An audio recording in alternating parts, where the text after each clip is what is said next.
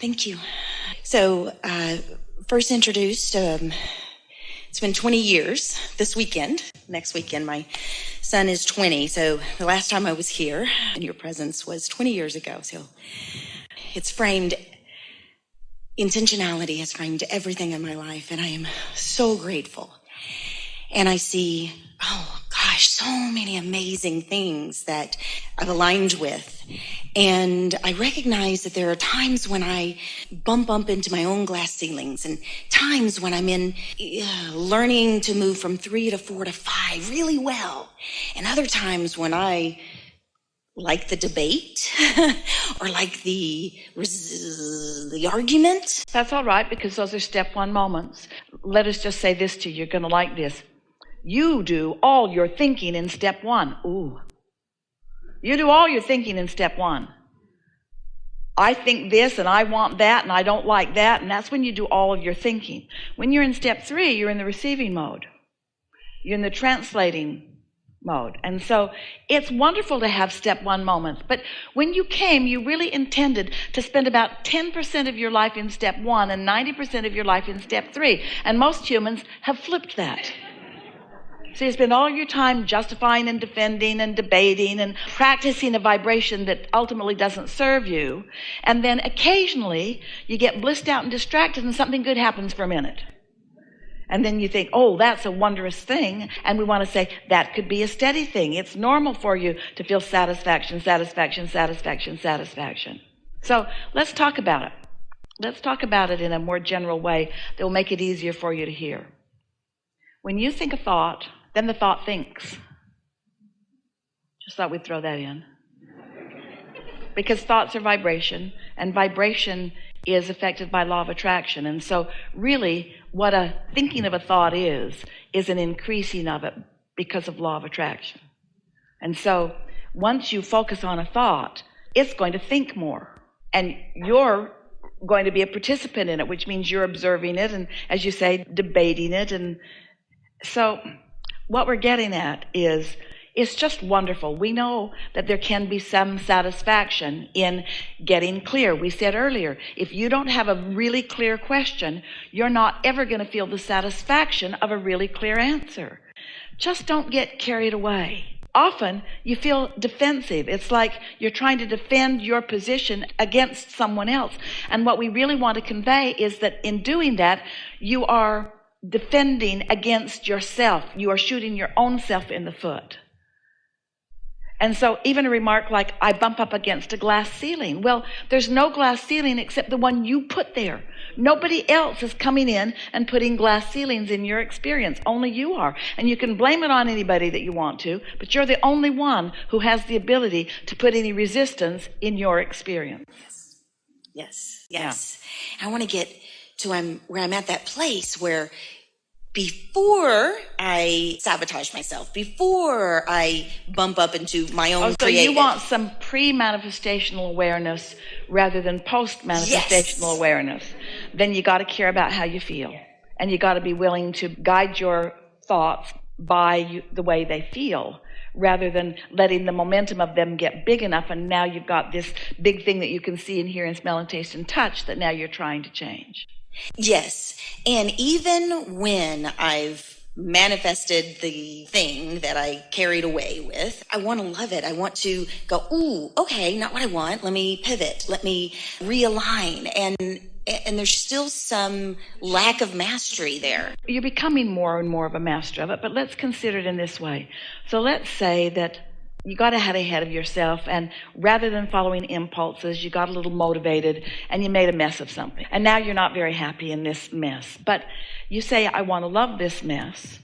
And we want you to too, because in every particle of the universe, there's wanted and unwanted. And out of knowing what you don't want, there is knowing what you do want. And that is of such value. So if you can begin to develop habits, and over time you will, especially through meditation, of not being mad at yourself about the mess, about not being so interested in taking score. You know, it's this manifested world. Let's see if we can find a way to unravel this a little bit for all of you, because it's a little bit tricky. You came because you like to create, And therefore it follows that you like manifestation, because manifestation is the furthest reaching of creation. Manifesting is a big deal, because these are thoughts that have turned all the way to things and experiences. These are just not ideas and concepts. These are material objects. These are bodies and relationships and things. In other words, this manifested world matters. It's big. It matters to you. And that's why you all are here creating it, and it matters to us too. That's why we're assisting you in the creation of it. So you said, I'll go forth into a physical body where resistance is a lot, and out of it, I will think my way into new things that I want, and I will launch rockets of desire. I'll clarify what would be a better world for me. And we said, and we will remain non-physically focused and resistance-free. And what you lob the rocket of desire over here, we'll focus upon it, and we'll focus it into being. We will focus it into a vibrational reality that law of attraction will respond to. And law of attraction will then begin to gather the cooperative components to the idea that you have launched. And then you said, and I will keep myself in close enough alignment to you that I will receive the ideas that I'm ready to receive, so that together we can take this new concept all the way home together. That was big. We liked it whether you did or not. So, here you are, constantly in the process of putting more in the vortex for the purpose of all of that. So it's this constant refurbishing, constantly re-becoming. It's this newness. It's this new becoming. It's this replenishing process constantly. Well, humans quite often get yourself out of sync with the process, because you come, you sift and sort, you know what you don't want, you launch the rocket of desire. Source energy, law of attraction, and your inner being take off on this, and it gets bigger and bigger, but you keep often focusing on where you are, taking score of what is, and you don't allow yourself to be the cooperative component that gets to get in on all of this. So you keep creating things that have the potential of so much satisfaction, but you hold yourself in dissatisfaction because you're wanting to see it and hear it and smell it and taste it and touch it before you're ready for that. Does that make sense to you? It would be like you take a kernel of corn and you put it in the ground. You're a farmer. You know what you're doing. You've made the ground ready. You have fertilized it and moistened it, and you put the kernel of corn in it, and the next morning you go out and say, "Where are you?" You're supposed to be ready for dinner today, so you just dig it up and eat it. Well, you don't do that, because you know there's a gestation process. It would be like conceiving a baby and then wanting to give birth tomorrow. No, give it a chance. Give it a chance to become. And so there is this gestation process on all of the things. You have to be ready to perceive it. You have to be ready to receive it. And so it isn't the way you've been thinking that it is. It isn't about demanding the universe give it to you. It's about preparing yourself to perceive it, to receive it. And there is such pleasure in the ongoing unfolding of your perception. Are we too out into the vibrational ethers for you? Or are you getting what we're talking about? So we'll give it to you in even more blunt terms. When you look at what is and only at what is can't change. Because you're filling your vibration only up with what is. So it can't be more. So you keep launching rockets of desire, but you don't look in the direction of the desire. You keep looking at what is and looking at what is and taking score of what's already manifested.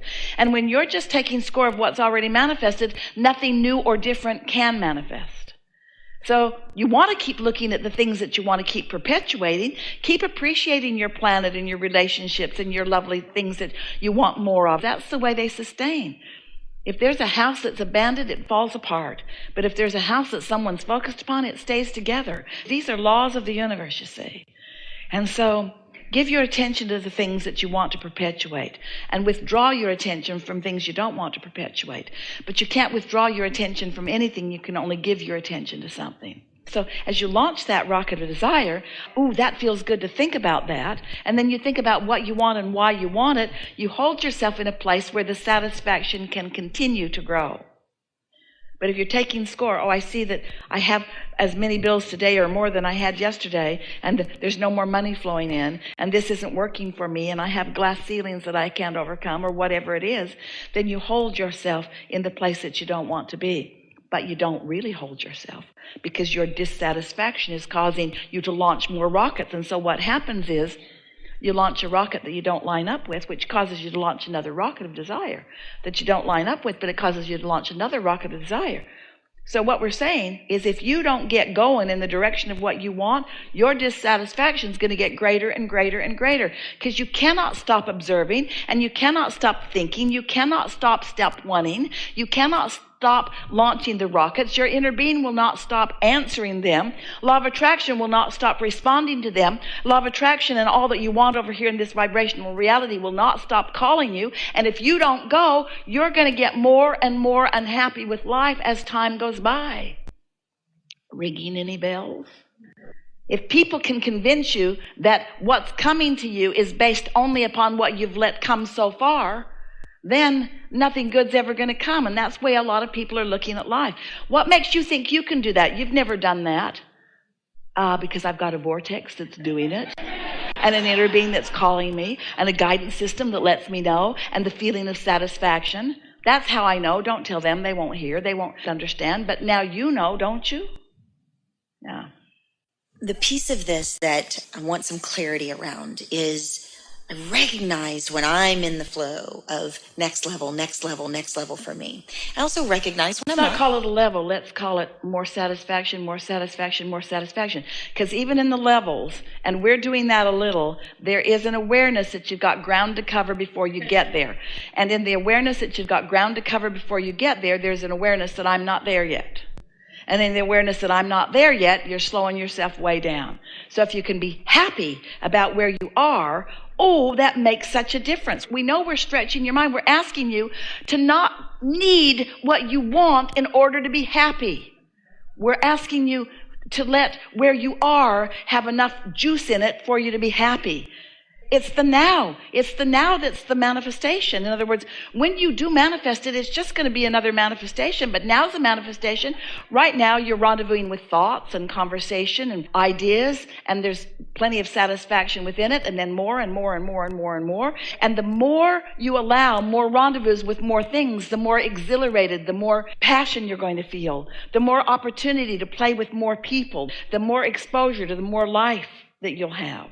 And every manifestation that you want must come. It must. It is law. It must come. But you've got to stop dragging your foot, because it's slowing you down.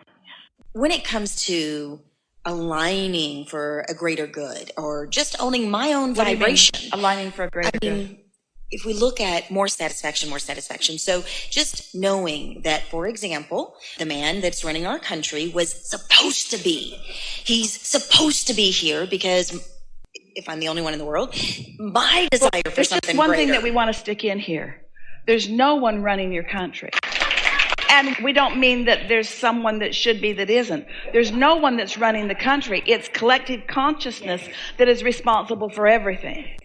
And to assign it to one person or to a body of people and hold them responsible while you all are having your thoughts all over the place, no wonder you feel powerless. That's exactly it. I want to know where I can get myself in alignment. So I'm like, this is exactly my part in this. Own it, and then shift it, pivot it, knowing that if what we're really looking for is a more aligned, giving, loving here's the experience. Thing. So let's say that there are a few billion of you who are observing and feeling dissatisfaction in one way or another. So you have created one whopper of a vibrational reality. So your potential for joyous co-creating on this planet is unfathomable. You can't even conceive of it. You're not close enough to the receiving mode to even be able to acknowledge the joyful probability that is there for you. The majority of the dissatisfaction that you are feeling, no matter what side of what argument you are on, is not because you oppose a Republican or you are fighting against a Democrat. It's because you are using them to fight against yourself. It's because collectively you have created a vibrational reality with all this potential that in the moment of your dissatisfaction, you are depriving yourself of.